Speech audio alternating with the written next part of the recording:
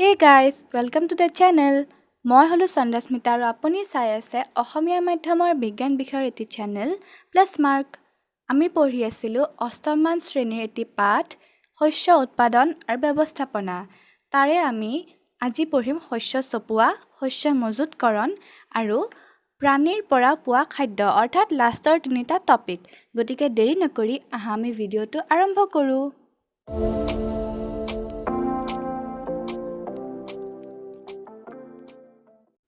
শস্য চপোৱা এটি অতি দৰকাৰী কাম। পৈণত শস্য কটাকে শস্য চপোৱা বোলে। এতিয়া আমি খেতিৰ পদ্ধতিবোৰৰ শেষৰ ষ্টেপটো পালোঁ, সেয়া হৈছে শস্য চপোৱা। প্ৰথমতে আমি মাটি চহালোঁ, তাৰপিছত কি কৰিলোঁ, জৈৱিক আৰু ৰাসায়নিক সাৰৰ প্ৰয়োগ কৰিলোঁ, তাৰপিছত কৰিলোঁ জলসিঞ্চন, অপতৃণৰ পৰা সুৰক্ষা, আৰু এতিয়া লাষ্টৰ ষ্টেপটো হৈছে শস্য চপোৱা। শস্যৰ পৰা যিখিনি আমি ফল পাম, অৰ্থাৎ ধানৰ খেতি হ'লে ধান পাম, ঘেঁহুৰ খেতি হ'লে ঘেঁহু পাম। সেই ঘেঁহু বা ধানবোৰৰ পাবৰ কাৰণে আমি কি কৰিব লাগিব, যিডাল শস্য আছে তাৰ পৰা আমি তাক পৃথক কৰিব লাগিব। তাৰ কাৰণে আমি আগতে খেতি পথাৰৰ পৰা শস্যবোৰ চপাব লাগিব বা কাটিব লাগিব। সেইটো কাম আমি কিহৰ দ্বাৰা কৰোঁ? ইয়াত দিছে যে শস্যসমূহ উঘালি অনা বা গুৰিতে কটা হয়। হয়তো উঘালি আনিব পাৰি, নাইবা কি হয় কাঁচি বা শস্য চপোৱা যন্ত্ৰৰ দ্বাৰা গুৰিতে কাটি আনিব পাৰি। ধানজাতীয় শস্য পকিবলৈ 3 পৰা 4 মাহ সময় লাগে। আমাৰ দেশত মানুহে কাঁচিৰ দ্বাৰা শস্য চপায় বা শস্য চপোৱা যন্ত্ৰৰ দ্বাৰা শস্য চপায়। চপোৱা শস্যৰ বীজবোৰ সীহ আৰু গা গছৰ পৰা পৃথক কৰাকে মৰণা মৰা বোলে। এতিয়া মন কৰিবা যে এডাল ধানৰ গছ আছে, ধানৰ গছৰ যিডাল গা গছ আৰু পাতবোৰ পৃথক কৰি যিটো ধান পাম, সেই প্ৰক্ৰিয়াটোক আমি মৰণা মৰা বুলি ক'ম। কাৰণ ধৰা মই সেউজীয়াৰে যদি দিওঁ যে ধৰা এডাল ধানৰ গছ, এনেকুৱা ধানৰ গছ থাকে ন, ইয়াতে কি হ'ব, লাগি থাকিব, ধানকেইটা এনেকৈ লাগি থাকিব। কালাৰটো পাতল লৈছে, মই এখন শ্লাইড লৈছোঁ। ধৰা এইডাল ধানৰ গছ, হয়নে, ধানৰ গছ।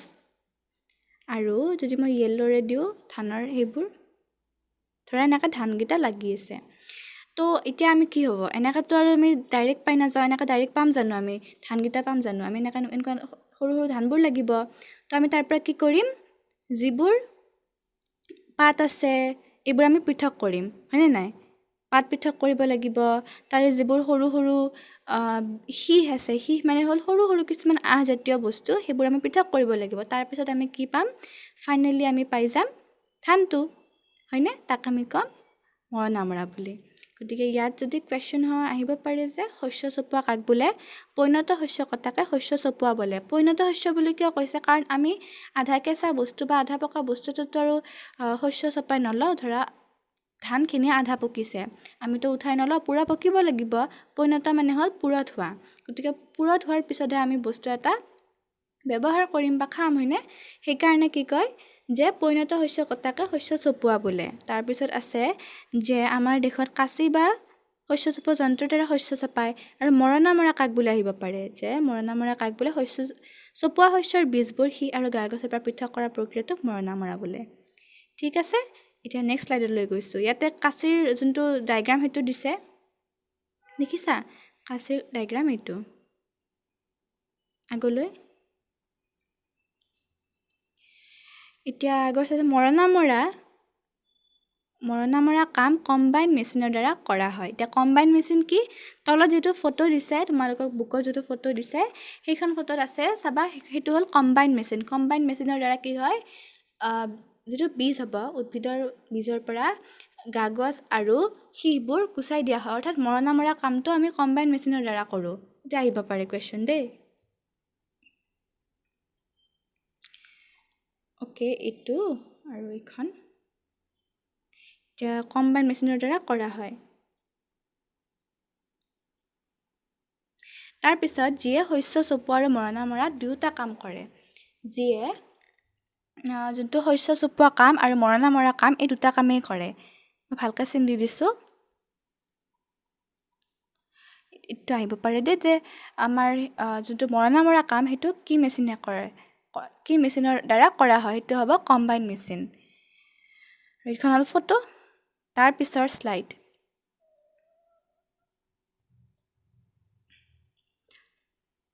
শস্য চপোৱাৰ পাছত পথাৰত কেতিয়াবা শস্যৰ গুৰিবোৰ ৰৈ যায়। খেতিয়কে এইবোৰ জ্বলাই দিয়ে। প্ৰহেলিকাই ভয় খালে। তাই জানে যে এই প্ৰদূষণৰ কাৰণ। তদুপৰি পথাৰত থকা শস্যৰ ডাঙৰিবোৰত জুই লাগিব পাৰে বা সেইবোৰ নষ্ট হ'ব পাৰে।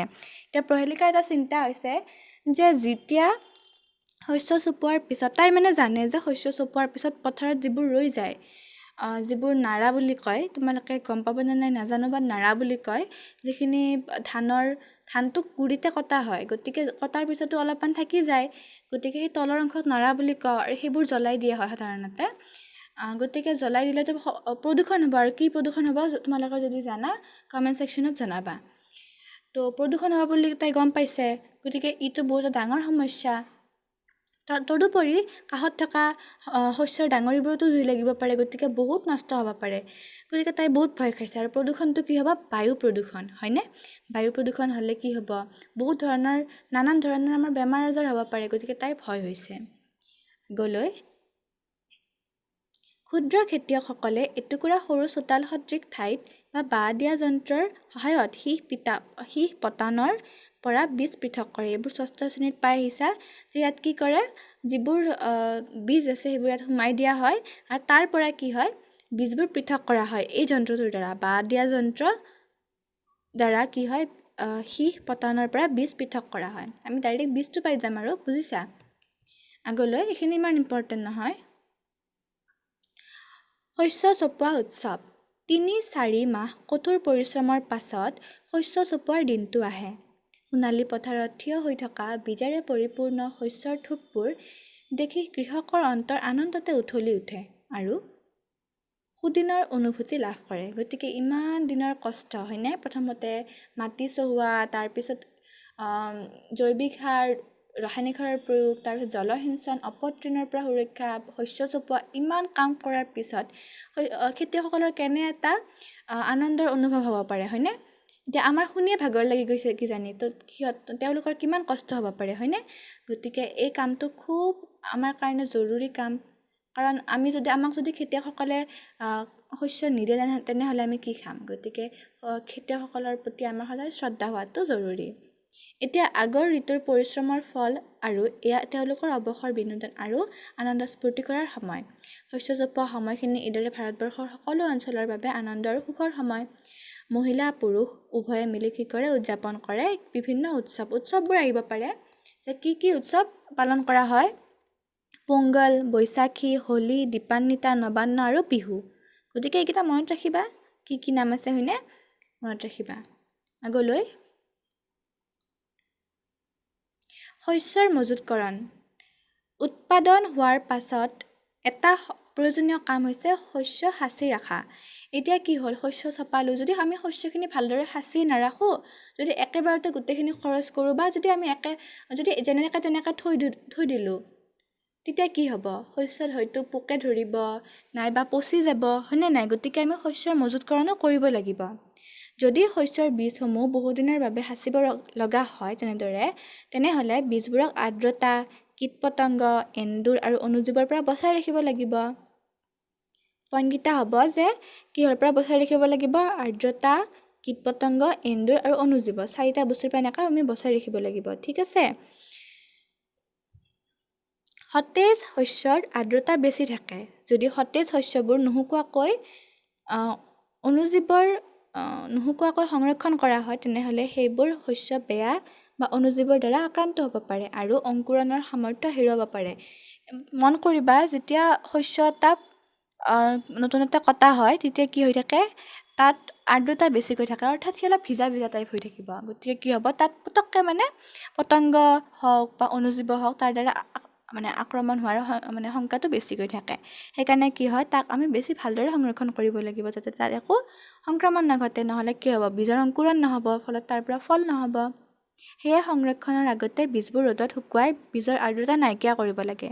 ইয়ে বীজক অপকাৰী কীট, বেক্টেৰিয়া আৰু ভেঁকুৰৰ আক্ৰমণৰ পৰা ৰক্ষা কৰে। খেতিয়কসকলে বীজবোৰ মৰাপাটৰ মোনা বা ধাতুৰ পাত্ৰত সংৰক্ষণ কৰে।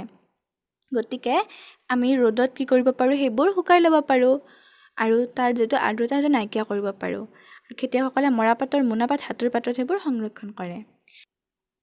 এতিয়া প্ৰহেলিকাৰ মনলৈ এটা প্ৰশ্ন আহিছে। মই দেখিছিলোঁ মোৰ মায়ে ঘেঁহু থকা লো ড্ৰামত শুকান নিমপাত থৈছিল। মই আচৰিত হওঁ কিয় এইটো কৰে।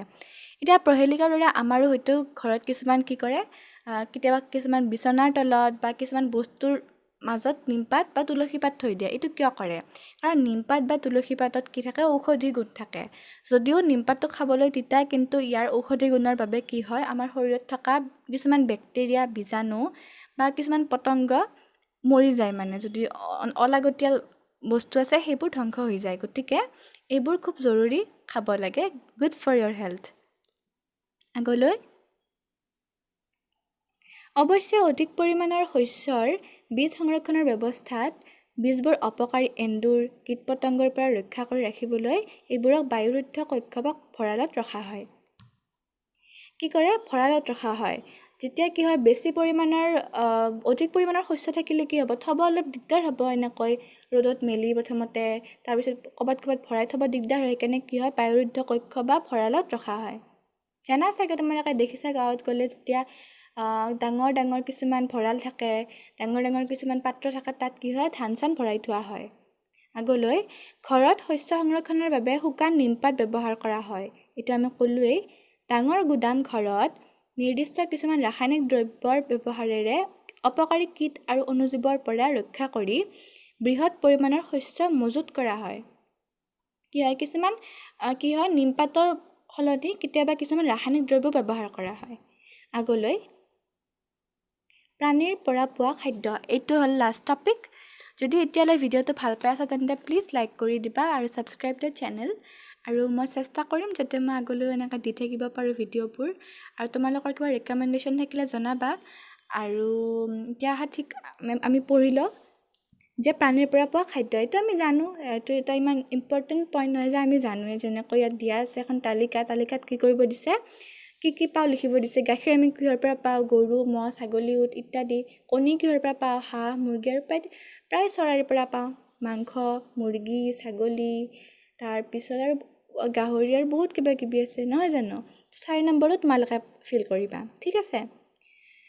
এতিয়া তালিকাখন ফিল কৰি তোমালোকে দেখিলা যে উদ্ভিদৰ দৰে প্ৰাণীও আমাক বহুত খাদ্যৰ যোগান ধৰে। সাগৰৰ উপকূলত বাস কৰা সৰহ সংখ্যক মানুহে মাছকে প্ৰধান খাদ্য হিচাপে গ্ৰহণ কৰে। সাগৰত থকা মানুহবোৰে মাছেই খাই জীৱন যাপন কৰি থাকে, বেছিভাগ আৰু মাছেই খায়। উদ্ভিদৰ পৰা পোৱা খাদ্যসমূহৰ বিষয়ে আগতে পাই আহিছোঁ। শস্য উৎপাদন প্ৰক্ৰিয়াত বীজৰ নিৰ্বাচন, বীজ সিঁচা আদি কামবোৰ হয়। সেইদৰে ঘৰত বা ফাৰ্মত প্ৰতিপালন কৰা প্ৰাণীসমূহকো সঠিক খাদ্য, আশ্ৰয় আৰু যত্নৰ প্ৰয়োজন হয়। আৰু তাক কি কয়? পশুপালন বুলি কোৱা হয়, পশুধন পালন। গতিকে ইয়াৰ ইম্পৰ্টেণ্ট পইণ্টটো হ'ব পশুধন পালন কাক বোলে। মই চিন দি দিছোঁ যে পশুধন পালন কাক বোলে। যদি তোমালোকক বুজাওঁ যে এনেকুৱা হ'ব যে আমাৰ লাভৰ বাবে বা সিহঁতৰ পৰা যিকোনো বস্তু পোৱাৰ, ধৰা মাংসই হওক, কণী হওক, গাখীৰ হওক, এইবোৰ পাবৰ বাবে যেতিয়া আমি পশুপালন কৰোঁ, প্ৰতিপালন কৰিম, তেতিয়া কি হ'ব, তাক আমি পশুধন পালন কৰা বুলি ক'ব। পশুধন পালন কিয়? কাৰণ পশুৰ পৰা আমি এক প্ৰকাৰৰ ধনেই পাইছোঁ। কাৰণ গাখীৰৰ ৰূপত আমিতো হয়তো এক প্ৰকাৰ ধনেই পাইছোঁ। কাৰণ গাখীৰ যেতিয়া আমি কিনিবলৈ যাম তেতিয়াতো আমি পইচাই দিব লাগিব। গতিকে এক প্ৰকাৰৰ ধন। মাংস কিনিবলৈ গ'লে পইচা লাগিব, গতিকে সিও এক প্ৰকাৰৰ ধন। আৰু তেনেকৈ পশুক যেতিয়া আমি প্ৰতিপালন কৰিম তেতিয়া তাক কি বুলি ক'ব? পশুধন পালন বুলি ক'ব। আৰু শেষত প্ৰহেলিকাই কৈছে যে মাছ স্বাস্থ্যৰ বাবে উপকাৰী। ভিটামিন ডি সমৃদ্ধ কড লিভাৰ তেল মাছৰ পৰাই পাওঁ। এতিয়া এইটো খুব জৰুৰী কথা যে সেইকাৰণে আমি মাছ খাব লাগে।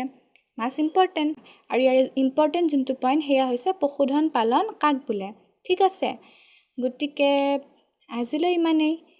এতিয়া পাৰ্টটো কমপ্লিট হ'ল আৰু এতিয়া আমি পঢ়িম ছেকেণ্ড পাৰ্টটো নেক্সট ভিডিঅ'ৰ পৰা। ঠিক আছে, থেংক ইউ ভেৰি মাছ ইয়ালৈকে চালা। আৰু যদি কিবা ৰেকমেণ্ডেশ্যন আছে জনাবা। ঠিক আছে, বাই বাই।